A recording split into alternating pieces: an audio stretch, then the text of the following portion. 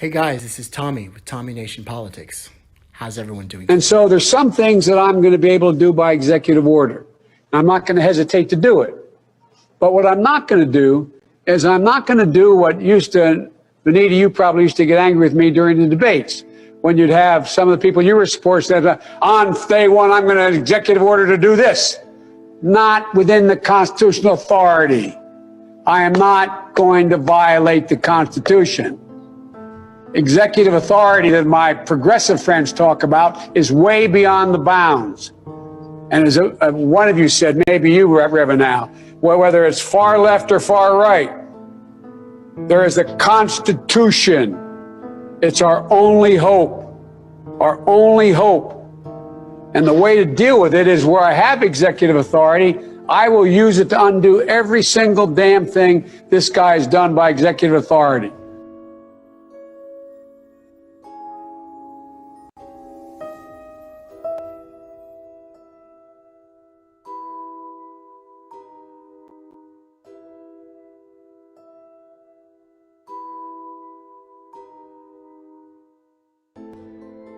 In this present crisis, government is not the solution to our problem.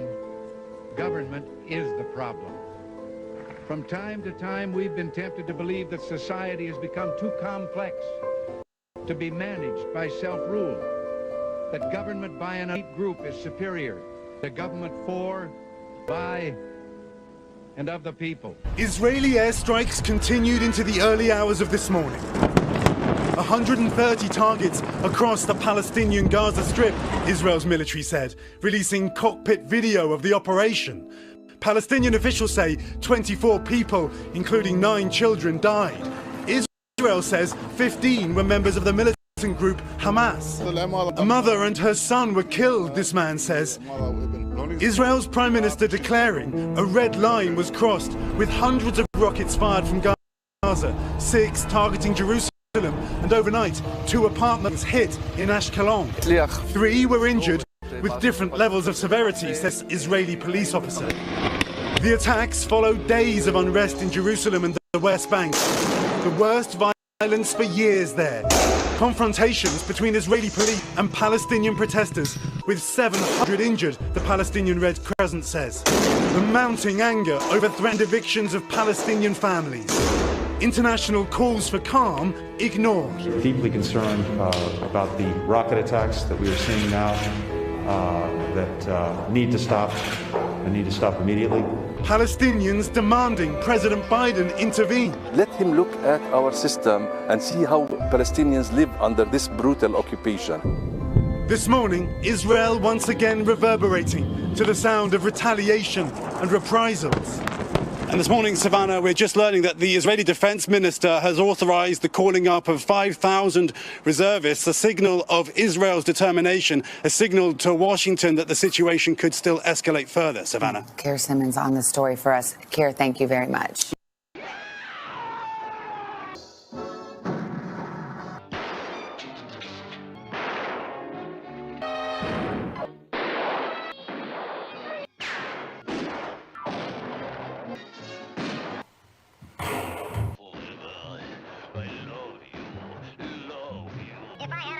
Shoot myself. I reckon I ain't got no alternative. I missed. Here, Butterfingers. Mother. Oh my goodness.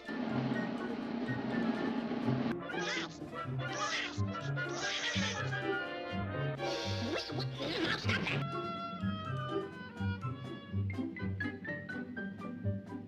Close-up of a frog croaking.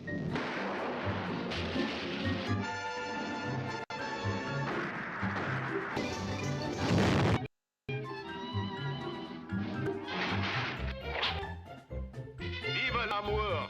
We died together.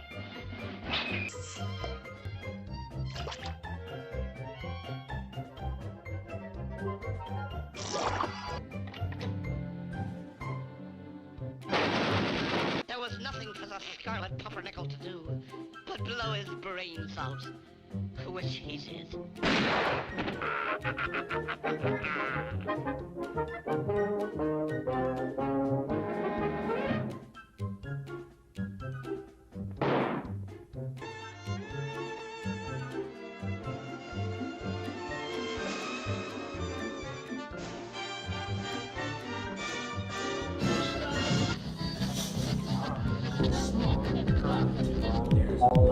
Hey guys, this is Tommy with Tommy Nation Politics. How's everyone doing today? Tommy Nation Politics.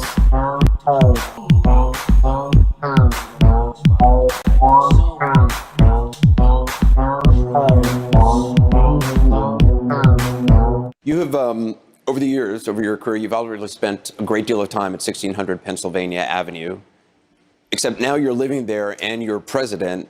It's been 4 weeks. What's it like? How's it different? I get up in the morning and look at Jill and say, where the hell are we? No, it's, look, it's, you know, I've only been president 4 weeks. And sometimes, because things are moving so fast, not because of burden, it feels like 4 years. We're going to make it clear that anyone collecting unemployment who is offered a suitable job must take the job or lose their unemployment benefits. There are a few COVID-19 related exceptions, so that people aren't forced to choose between their basic safety and a paycheck. But otherwise, that's the law. I know there's been a lot of discussion since Friday's report, that people are being paid to stay home. It's not because of the burden, it's because there's so much happening that you're constantly focusing on one problem or opportunity, one right ad seriatim. But what happens is that it's, what I didn't realize, I had been in the Oval Office 100 times as vice president, or more than that, every morning for the initial meetings, but I had never been up in the residence. And one of the things that, I don't know about you all, but I was raised in a way that you didn't look for anybody to wait on you. And it's where I find myself extremely self-conscious. They're wonderful people who work at the White House. But someone, you know, standing there and, you know, making sure hands me my suit coat, or You'd never been in the residence of the White House? I only been upstairs in the yellow room, you know, the oval upstairs. I don't know. Well, we don't see much evidence of that. That is a major factor. We don't see that. Look, it's easy to say the line has been because of the generous unemployment benefits that it's a major factor in labor shortage. I've never been there either, but no. But it's look, the people down there are wonderful, and I find that you know, like my dad. You've heard me say this before. My dad used to say, everybody's entitled to be treated with respect, and it's interesting how decent and incredible these folks are. Is it different than you expected it to be in some way? You know, I don't know what I ever expected it to be. It is different in that, get in trouble here. I said when I was running, I wanted to be president not to live in the White House, but to be able to make the decisions. Americans want to work. Americans want to work. As my dad used to say, a job's about a lot more than a paycheck.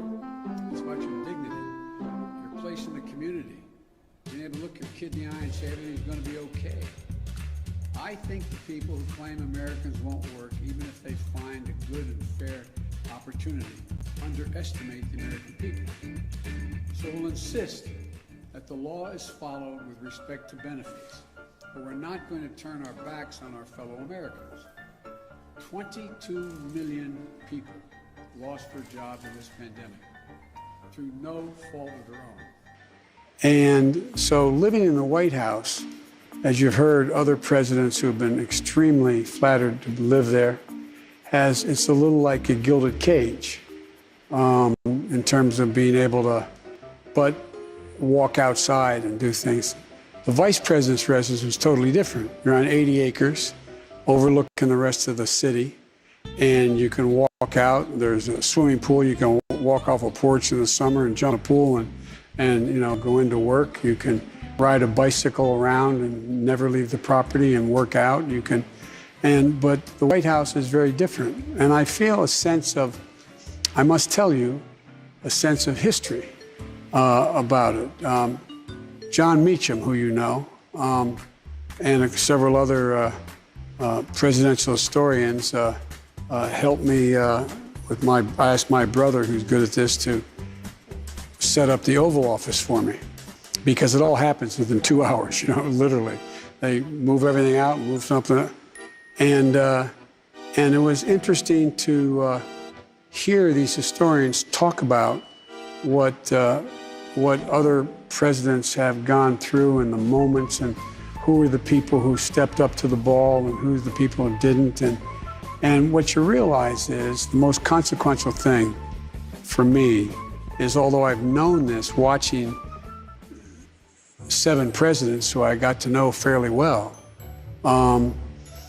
is I always in the past looked at the presidency in the terms of Abraham Lincoln and Franklin Roosevelt and George Washington, and how could they're superhuman. But I had to remind myself that they're really fine men that I knew well the last 7 presidents. And at least they're people who I knew well enough to know that I could play in the same team with. They lost their jobs to a virus and to a government that bungled its response to the crisis and failed to protect them. We still have 8 million fewer jobs than we did when the pandemic started. And for many of those folks, unemployment benefits are a lifeline. No one should be allowed to game the system, and we'll insist the law is followed, but let's not take our eye off the ball. Families who are just trying to put food on the table. You want to say who? No, I don't. They're private conversations. But, by the way, all of them have, with one exception, picked up the phone and called me as well.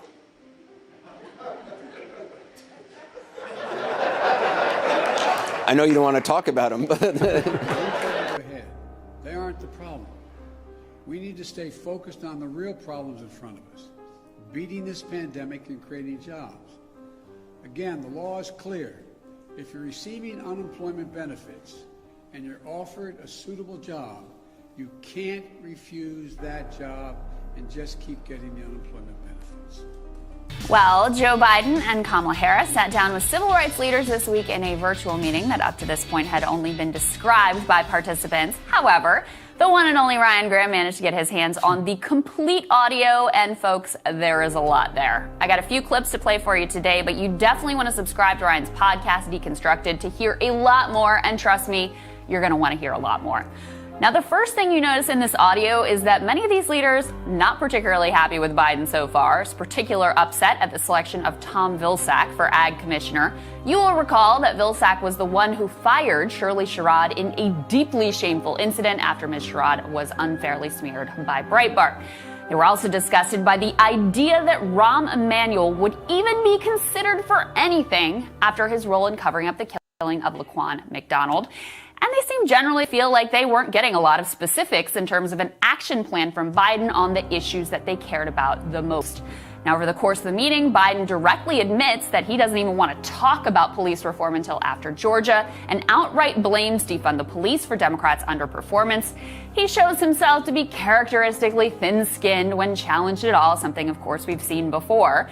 The perniciousness of hollow identity politics also on full display, with Biden in one really bizarre moment lecturing these leaders, quote, "You guys are going to have to start working more with Hispanics, who make up a larger portion of the population than y'all do in terms of raw numbers." Always awesome to have some weird zero-sum competition between demographic groups. And he repeatedly shows complete contempt for progressives, referring derisively to AOC's ability to get things done in Congress. But there were 3 incredibly revealing pieces of information communicated in this call that literally tell you everything you need to know about how the Biden administration is actually going to go. Put together, they are a true bombshell, and honestly, the landscape that we are facing is even worse than I thought.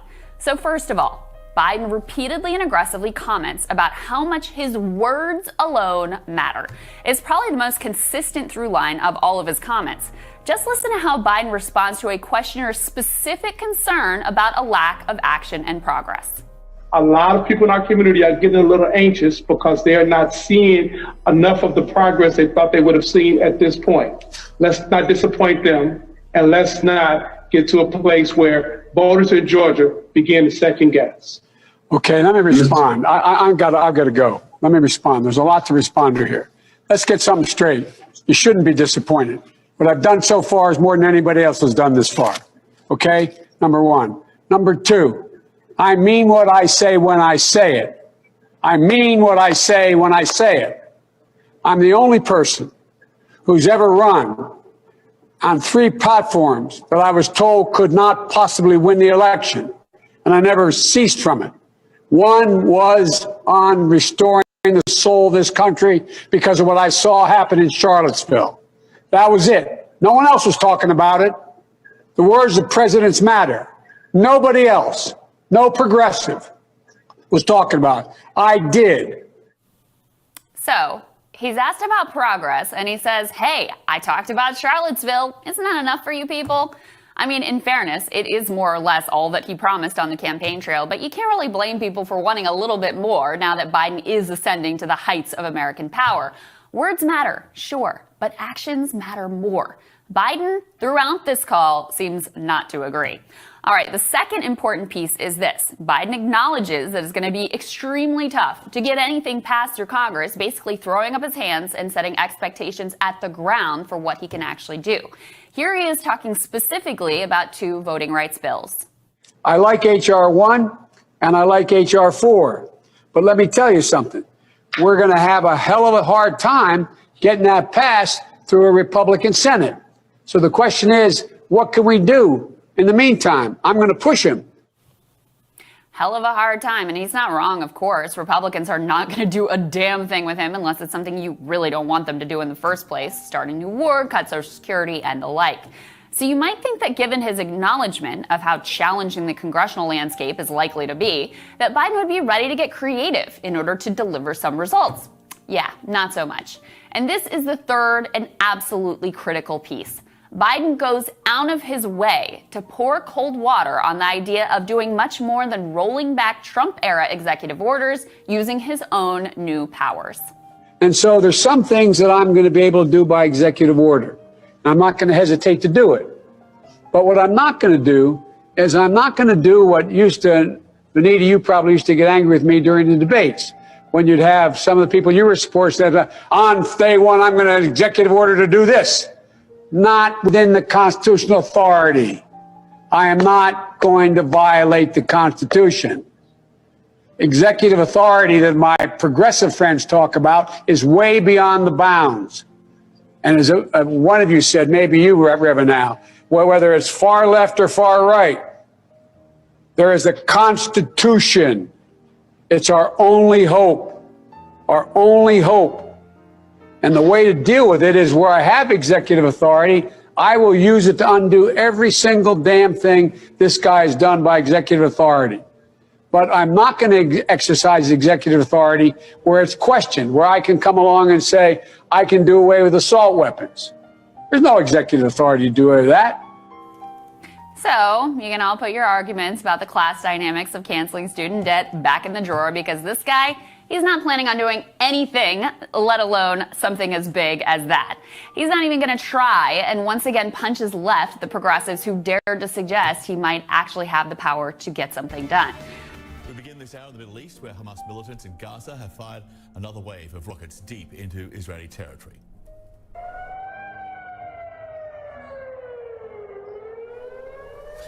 In Tel Aviv, residents scrambled to shelters as air raid sirens rang out. Most of the rockets were intercepted by Israel's Iron Dome defense system. But not every rocket was stopped, and a 6-year-old child became the latest Israeli casualty after a missile hit a residential building in the country's south. The IDF says more than 1,500 rockets have been fired from the Gaza Strip since Monday.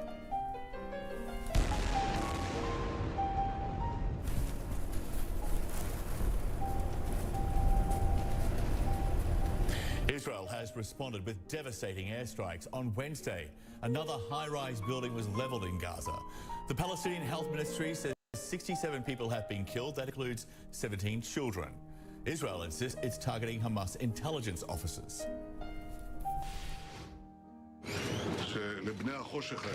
Yesterday, I told those sons of darkness, the Hamas and Islamic Jihad terrorists, that their blood is forfeit.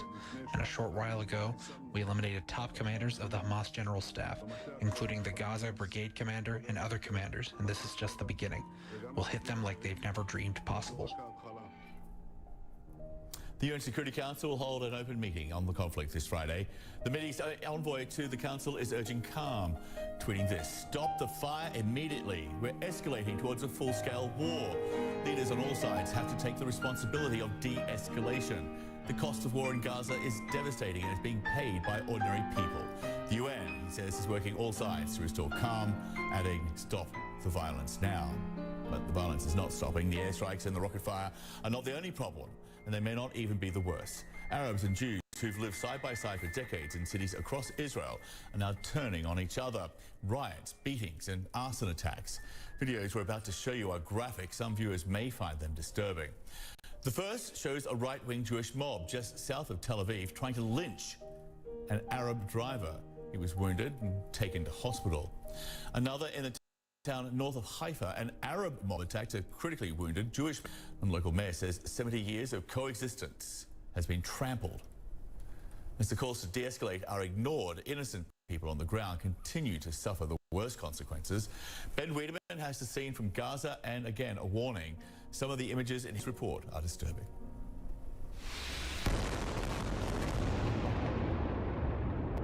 Once more, hell is unleashed in a small, crowded place. As Israel's fire and brimstone rain down on Gaza, and Hamas and Islamic Jihad's rockets roar out of Gaza into Israel. A conflict left to fester again has burst into flames.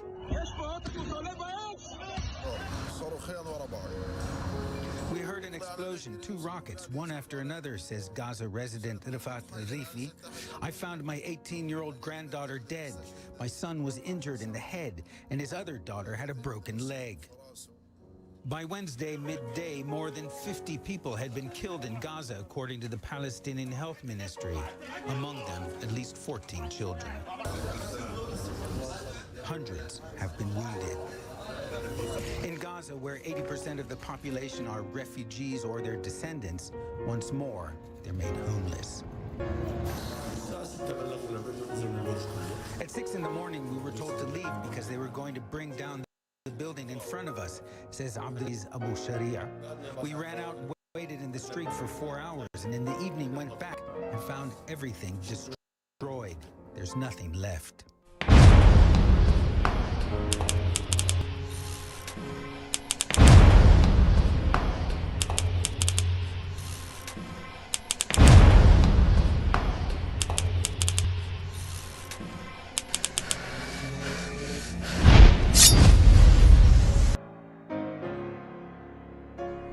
I never knew anyone so keenly alive to a joke as the king was.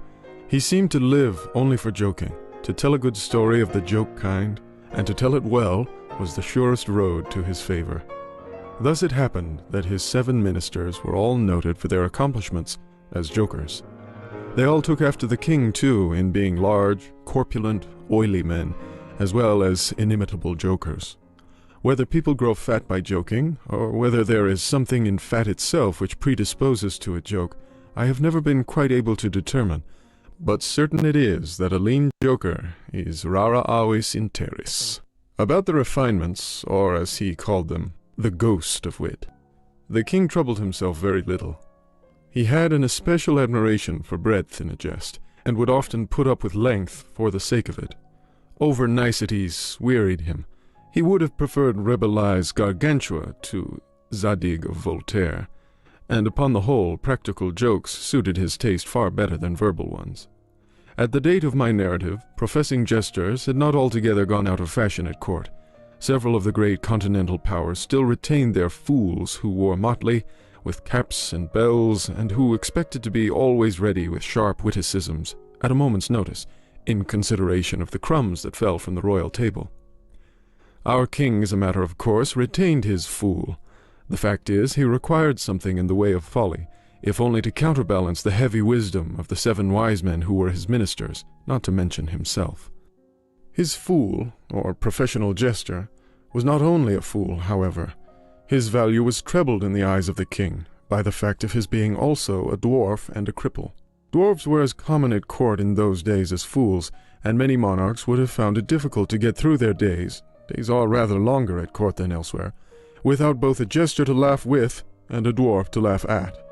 But as I have already observed, your jesters in 99 cases out of 100 are fat, round, and unwieldy, so that it was no small source of self-gratulation with our king that, in Hopfrog, this was the fool's name, he possessed a triplicate treasure in one person. I believe the name Hopfrog was not that given to the dwarf by his sponsors at baptism, but it was conferred upon him by general consent of the several ministers on account of his inability to walk as other men do. In fact, Hopfrog could only get along by a sort of interjectional gait, something between a leap and a wriggle, a movement that afforded illimitable amusement and, of course, consolation to the king, for, notwithstanding the protuberance of his stomach and a constitutional swelling of the head, the king, by his whole court, was accounted a capital figure. But although Hopfrog, through the distortion of his legs, could move only with great pain and difficulty along a road or floor, the prodigious muscular power which nature seemed to have bestowed upon his arms, by way of compensation for deficiency in the lower limbs, enabled him to perform many feats of wonderful dexterity, where trees or ropes were in question, or anything else to climb. At such exercises he certainly much more resembled a squirrel or a small monkey than a frog. I am not able to say with precision from what country Hopfrog originally came. It was from some barbarous region, however, that no person ever heard of, a vast distance from the court of our king.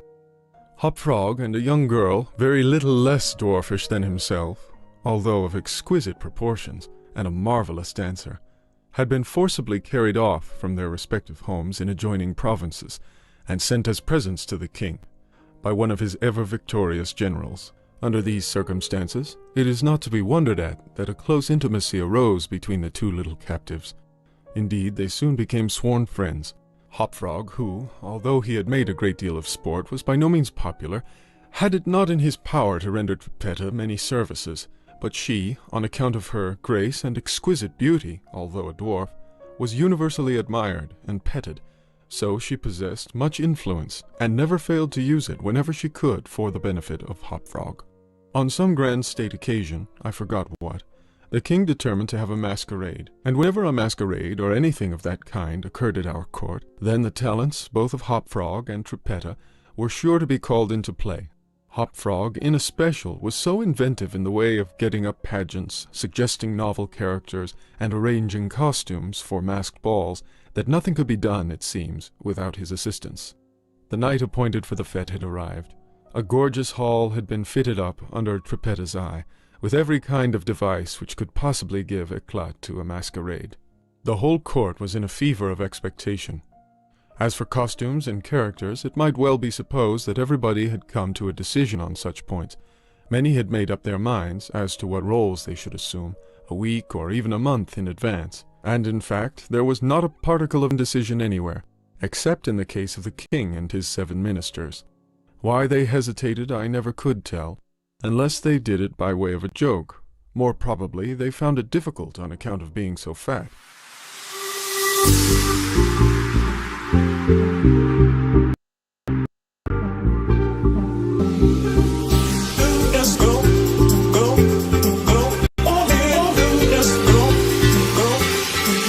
I want you to jump like you trying to get stuck in the air. If you feeling so lit and don't care, shorty beat in the face in the mirror, up in the air. I want you to jump, jump, jump, jump, jump, jump, up and want you to jump, jump.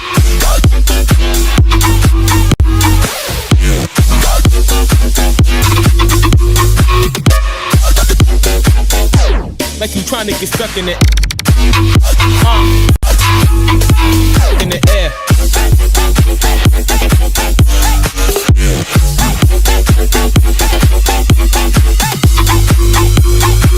Like you trying to get stuck in the air.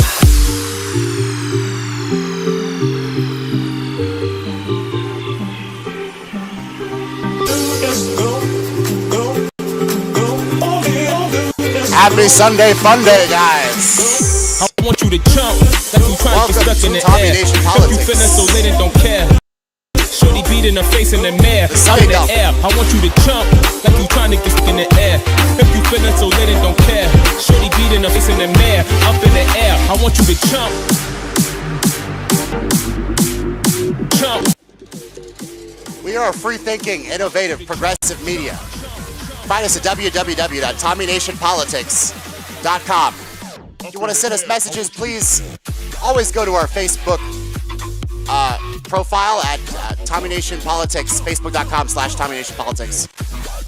And, of course, you can always reach me at my email, tommy@TommyNationPolitics.com.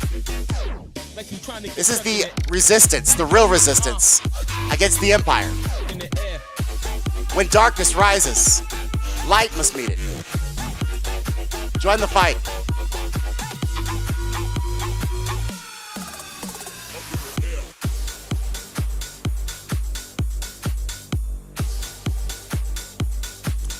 Got a lot to talk about today, guys.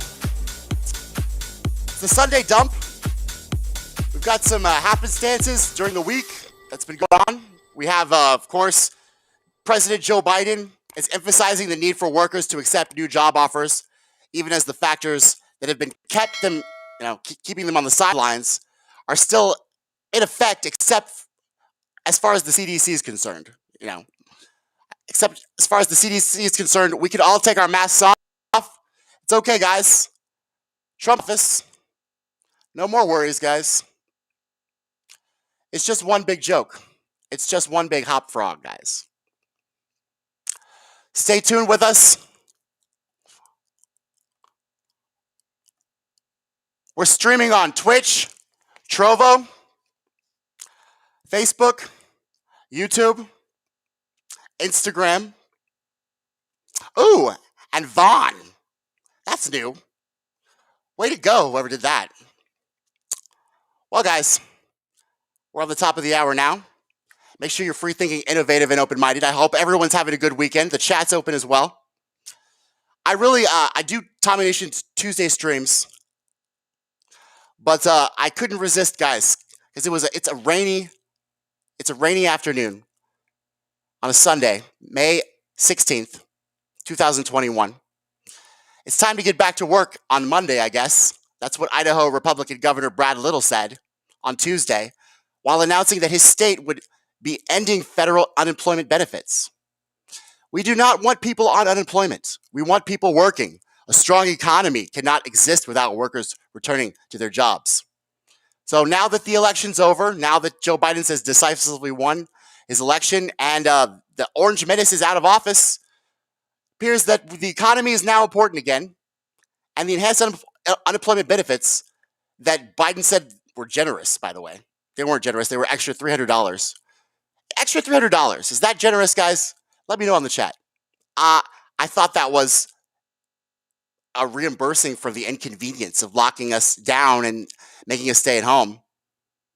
We had no jobs through no fault of our own, so I don't understand what this generous enhanced unemployment benefits was. Then finally, you diddered and dawdled for 9 months while people were losing their houses, evictions crises, while people were losing their health care because they had no jobs, no health care during a pandemic, and you gave us $600 and then $1,400 later, 9 months later. You gave $3.8 billion to Israel. You gave $2.9 billion to Egypt. You gave $1.7 billion to the UK and the United Nations. But you gave us $1,400 and generous unemployment benefits. Guys, this is what I'm talking about. Both the Republicans and the Democrats think that we're lazy poors who don't even deserve $300 extra. In fact, top that off with not deserving a minimum wage increase. With a Senate parliamentarian that said all of that funding for our the donors of the political class and all the aid, the foreign aid that we're giving out to other countries is fine, but the minimum wage increase, that's just not conventional wisdom. That's not social norms, guys. So while economists warn against jumping to conclusions based on 1 month of data, because he got his. It's no longer Trump's jobs numbers, guys. It's Biden's jobs numbers. Okay, so now we can get back to work. Now the economy matters. We can get back to work. Don't forget, in January 2021, Donald Trump says that was the best economy ever. It was the best, greatest economy ever. In January 2021, guys. 2020. It's 2021 now. January 2020. Y'all follow me there. January 2020. It was the best economy in the world. Gas prices were low. Food prices were low. We were getting the cost of insulin down, the cost of drugs low. We were hammering China and their tariffs. I'm not a Trumpster, by the way. Anybody who walks across this. But it's just the Democrats are so dishonest and such virtue signaling douchebag do-nothing Democrats that they literally make me praise Trump because I don't believe that first of all, I don't believe that the free market exists, and I don't believe that the stock market dictates what an economy is and whether it's good or bad. Because don't forget, when we bailed out the banks and Wall Street in 2008, the stock market soared. People were losing their houses, though. Is that a good economy? I don't know. I need to have a partisan on to discuss that. But let's not forget, guys, that in 48 hours, in February, the stock market crashed. So January, it was the best economy in the world.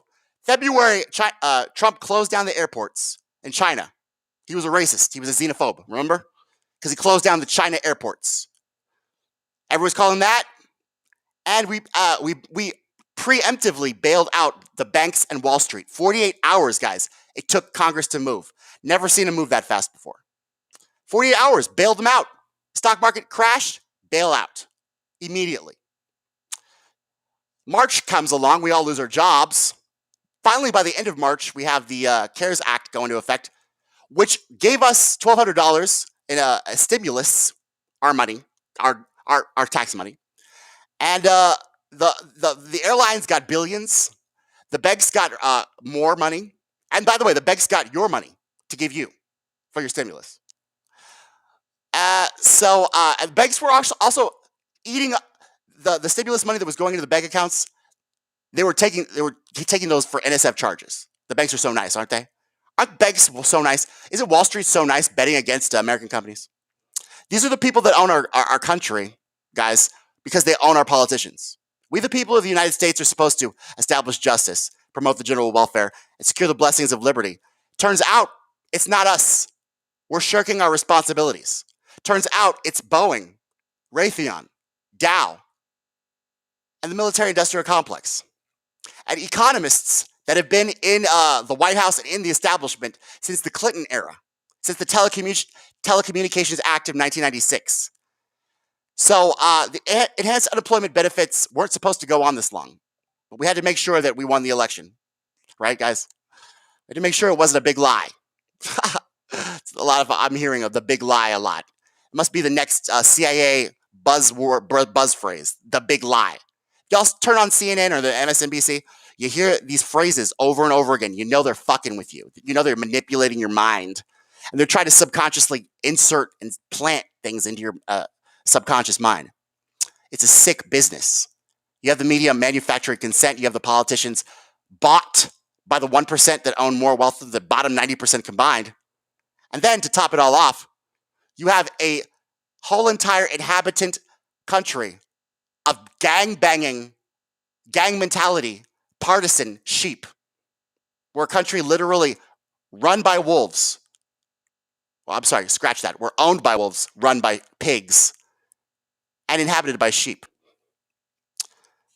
Nevertheless, guys, in all the greed of the two parties robbing us transparently throughout the entire year last year with their COVID relief bills that were supplanted with millions and trillions of dollars of federal aid and donor money for their real constituency.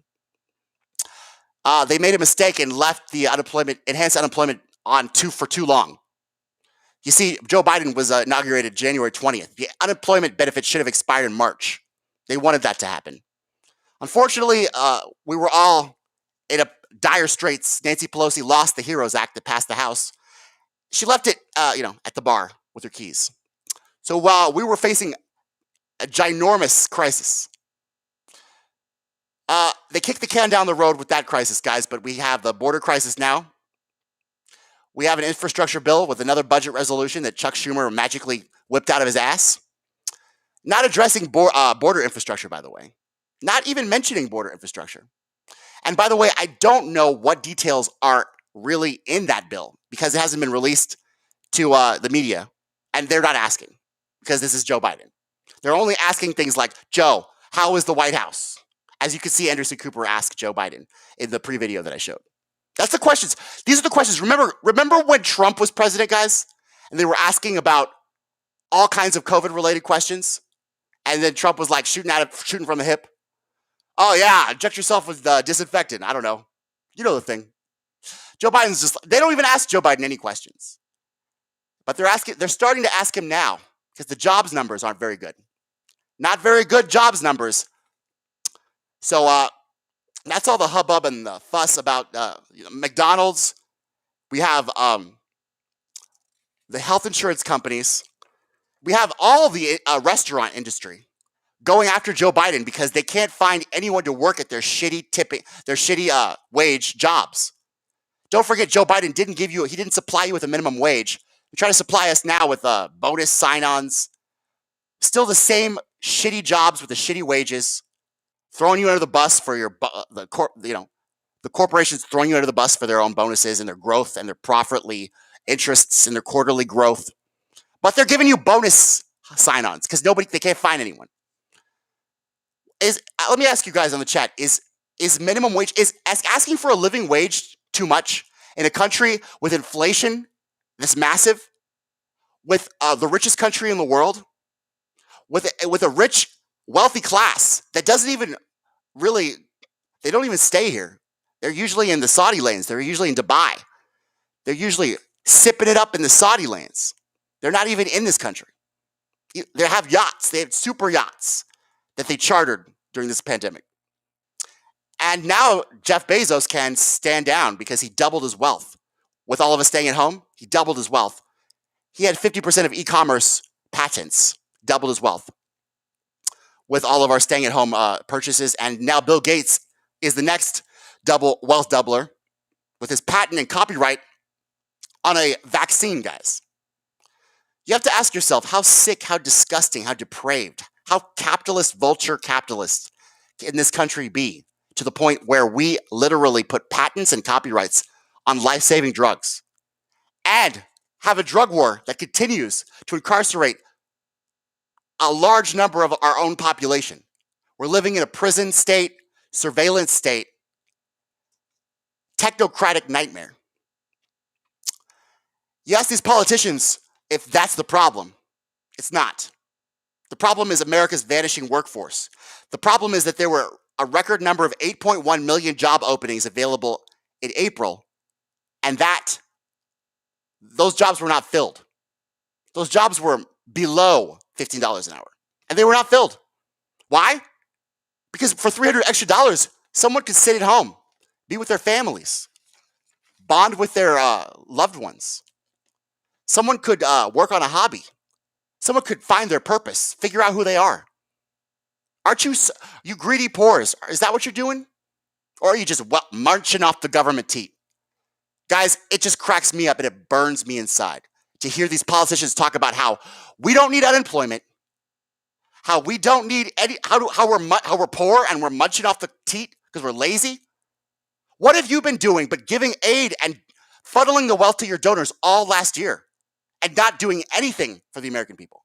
8 million people, guys, to continue it off in July, slipped into poverty. Remember that. 8 million people, when Nancy Pelosi lost the HEROES Act, 8 million people slipped into poverty. They talk about how we're lazy and we're staying on unemployment, guys. Do you think that you understand how they have the nerve to ask those questions? RoboMax224, welcome to Tommy Nation Politics. Hello, I hope you're okay. I'm great. I'm just trying to be free thinking, innovative, and open-minded, RoboMax. Welcome to Tommy Nation Politics. I do political commentary. Feel free to chat in and join on your opinions because I'm a free-thinking guy. I'm not a partisan. In fact, I think these parties are the problem. I think they're the root problem of our entire problems, period. All of our problems stem from one problem. It's the Republicans and the Democrats. And we're gang banging these two parties hardcore. Oh, this one doesn't work. Let's vote for Republican, vote for Democrat. It's got to the point where literally they're raping people in their offices. They're sexually molesting people. They're Venmoing sex traffickers. And they know that we're just going to vote for Republicans or Democrats anyway. So why do we have to hide it? Oh, George Floyd got his neck kneeled on. Thank you for your sacrifice, George. That's what Nancy Pelosi said. She doesn't care anymore. All of our lives are just sacrifices for their agendas. They're tokens. They're talking points. You know what, Robomax? Thank you for it. He says I agree with you. I appreciate that. You can not agree with me. It's not the end of the world. Sometimes we'll agree, sometimes we won't. What's important is that we work together for the common good. You know what's not working together for the common good? The Republicans and the Democrats. All they want to do is maintain power and divide our country so they can stay in power. Continuous power, maintaining power, supplanting power, defending power, getting power. That's literally, and if you look it up in the dictionary, guys, it's literally the definition of a political party. The definition of a political party is a party, an organization of individuals set on maintaining and securing power in a governmental apparatus. Just gave you the definition of a political party. It's up to you whether or not you want to stay with one of those guys because they don't really care about you. You are nothing but a talking point. You are nothing but a means to an end. You're nothing but a jester. As we were listening to Hop Frog.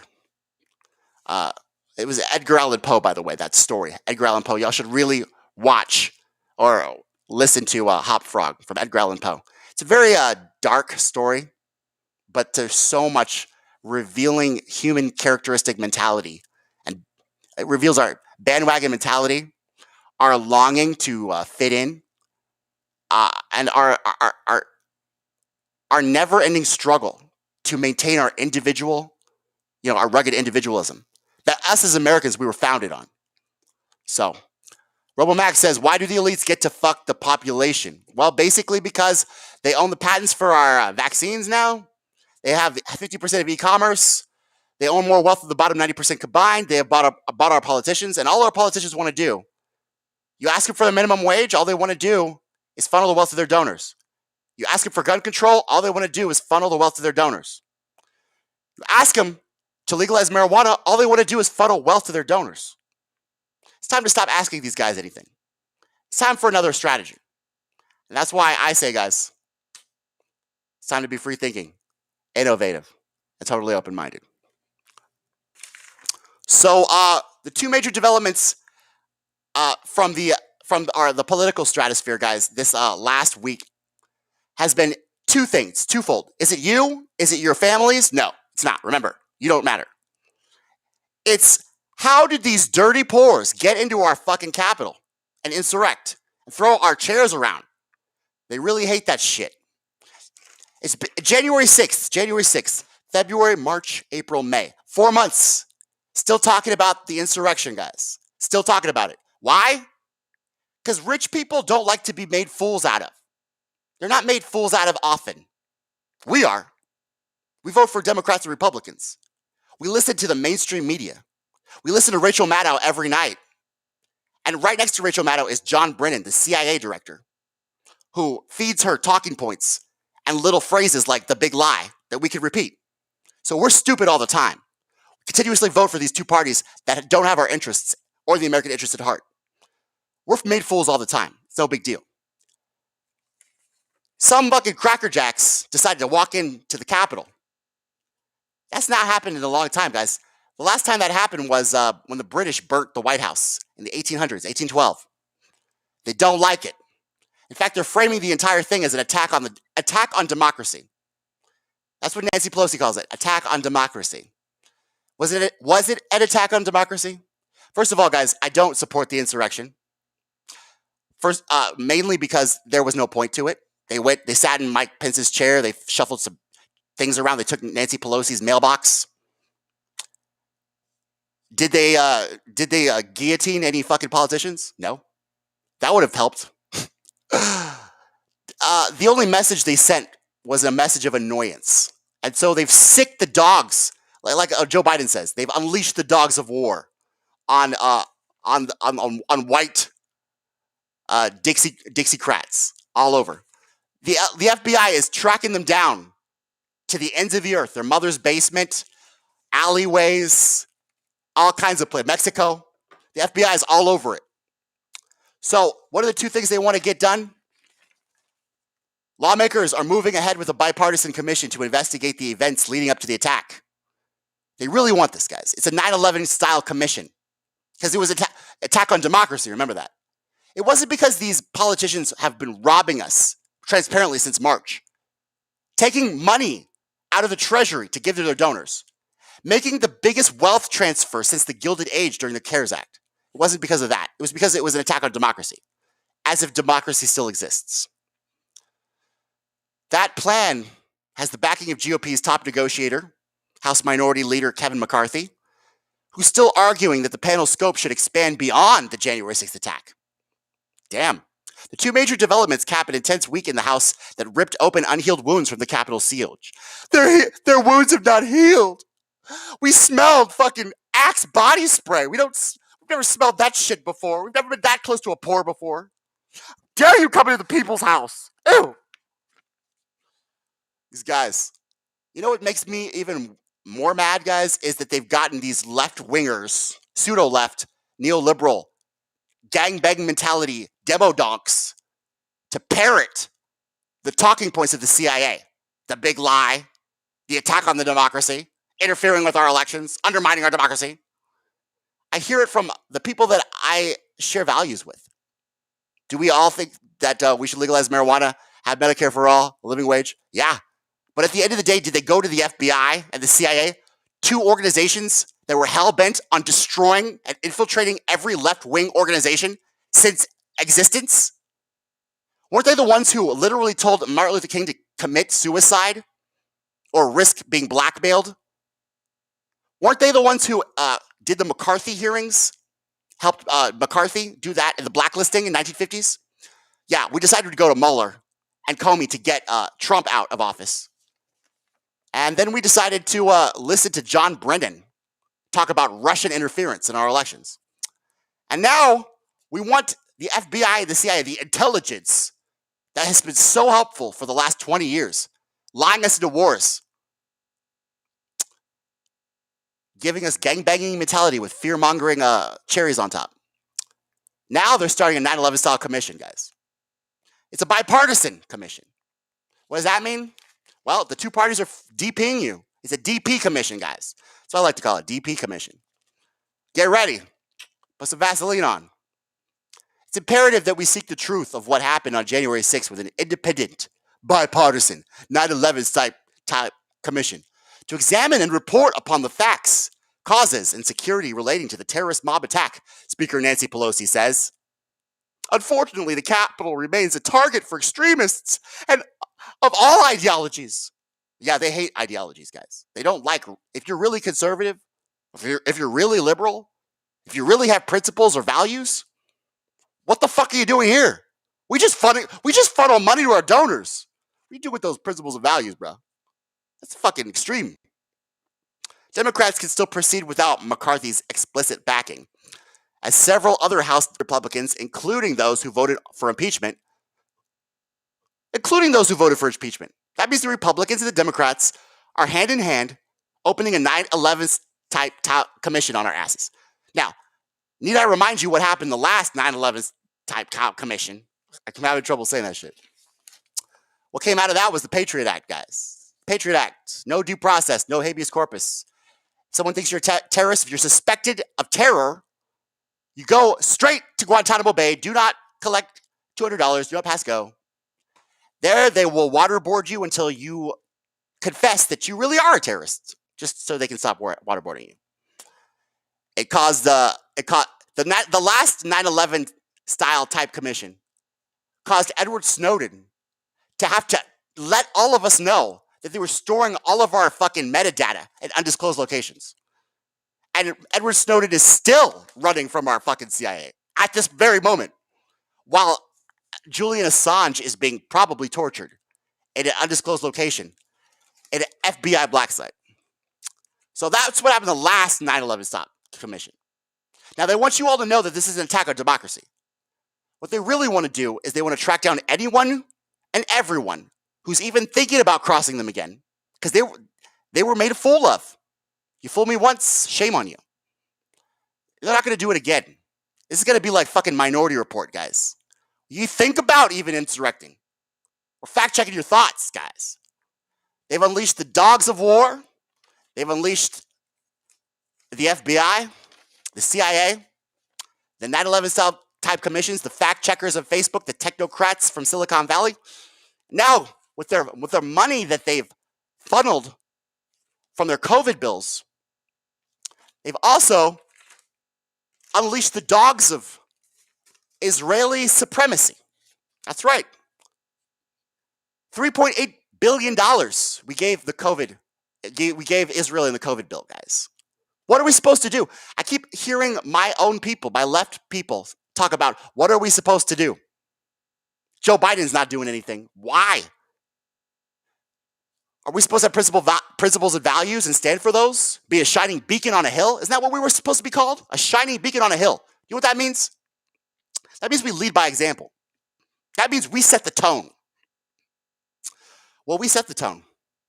We set the tone for 40 straight years of neoliberal policies of expanding the military-industrial complex's influence in the Middle East and the wars, from 2 wars to 8. And following suit and learning from our example, Israel has decided to maximize their airstrikes.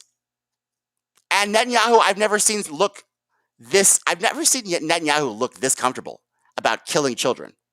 I've never seen this. I mean, he had some balls when he addressed Congress without the permission of Barack Obama. If y'all remember that. Let's just get it straight, guys. Israel owns us.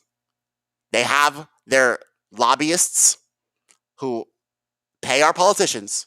And because of Citizens United, which says that corporations are people and money is speech, that has given us literally the path of where we are now, to the point where the lobby of Israel, the NRA, if you have enough money, if you have enough speech, then no one else is speaking. Now Jeff Bezos pays no federal income tax, and he's about to step down from his company because he feels like he's about to. Bernie Sanders is on the trail. So he's going to be now an executive chairman. What is that? Who knows? Sounds like the shit Lex Luthor would pull. Superman's on the trail, you know what I'm saying?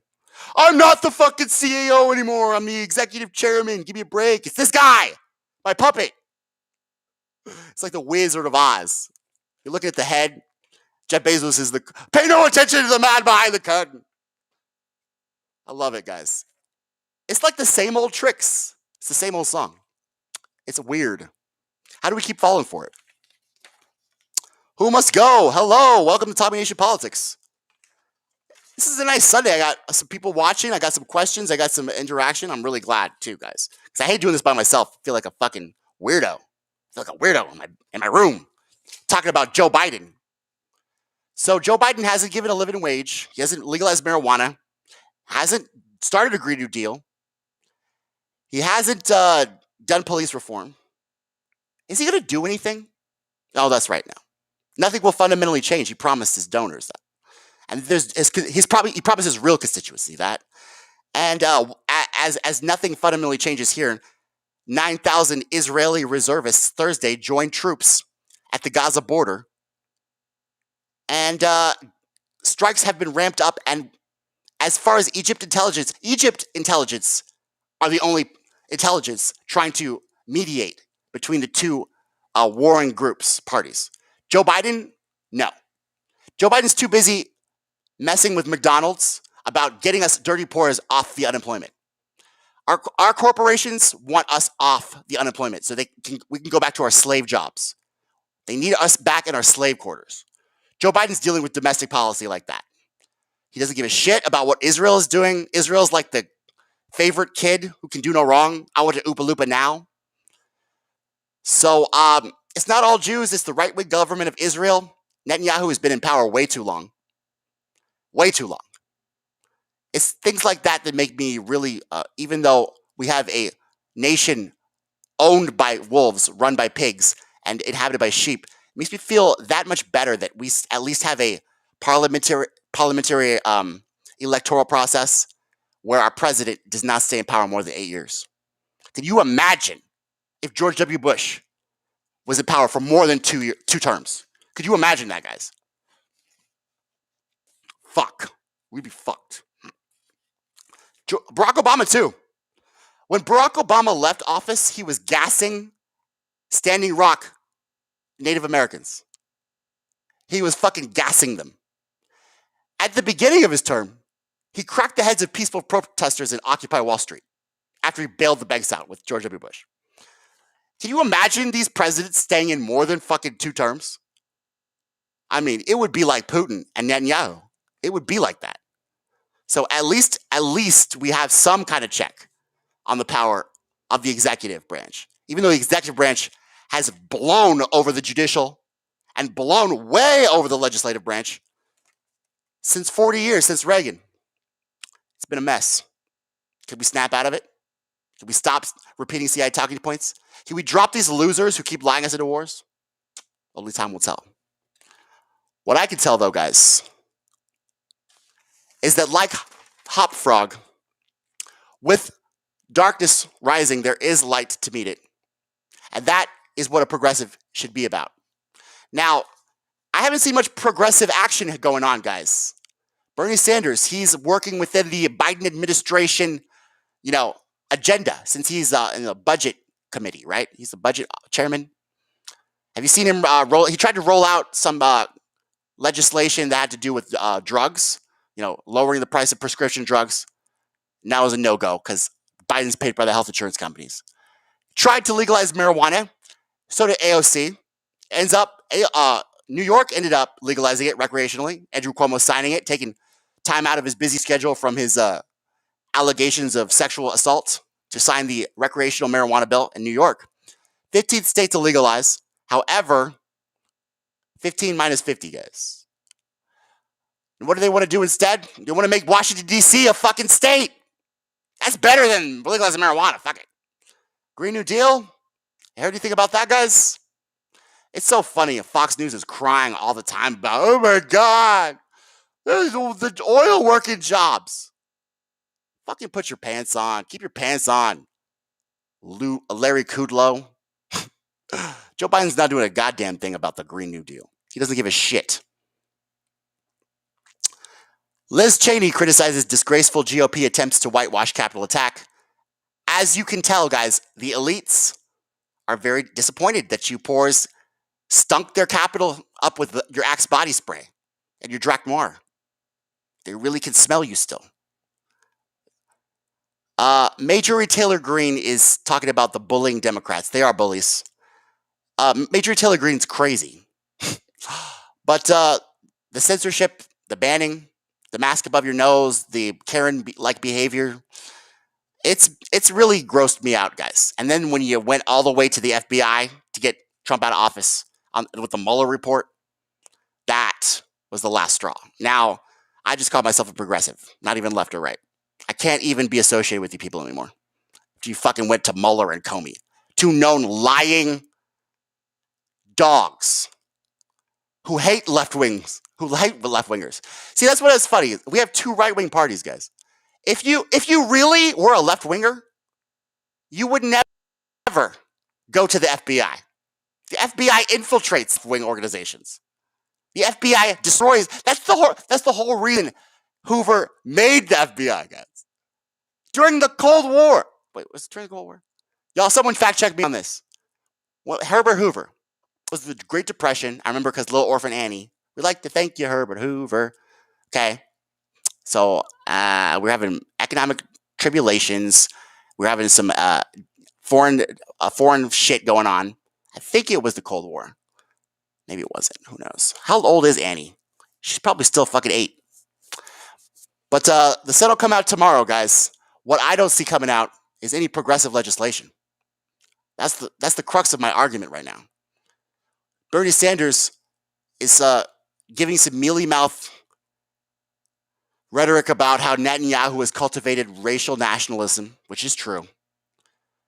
Is he going to do anything about it? No. He's operating within a Joe Biden presidency. This is the worst, guys. I'm really depressed about this Joe Biden presidency. It's causing all progressive lions, all real people, free thinkers with principles and values.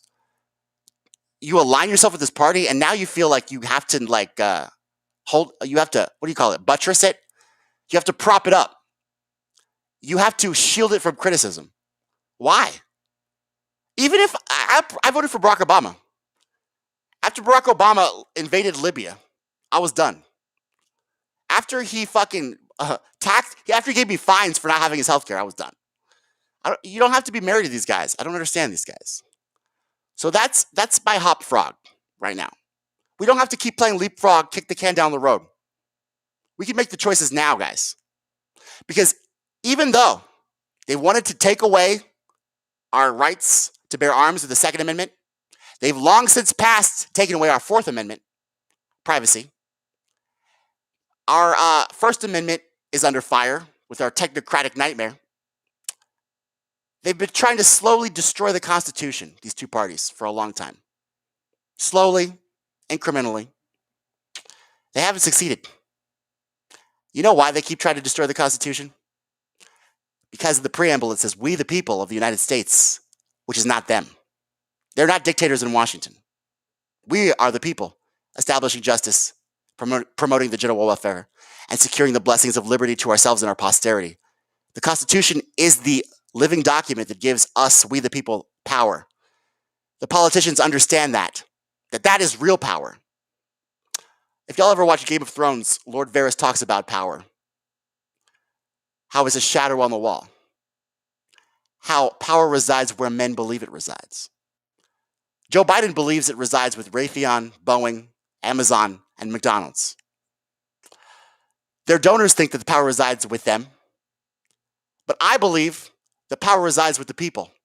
And the Constitution is my witness and my evidence.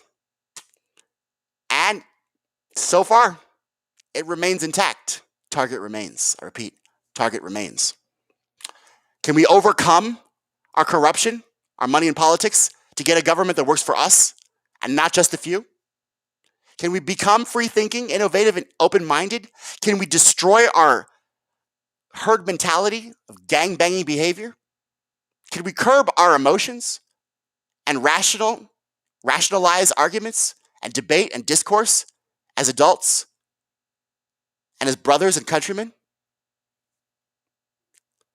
It's what I keep begging every time I get on this fucking live stream. So I hope you follow me. www.tommynationpolitics.com. Please check the bell for notifications. Make sure that you know when I'm coming out with videos. And please, don't just watch my videos. Collaborate with me. Out of many, let's be one.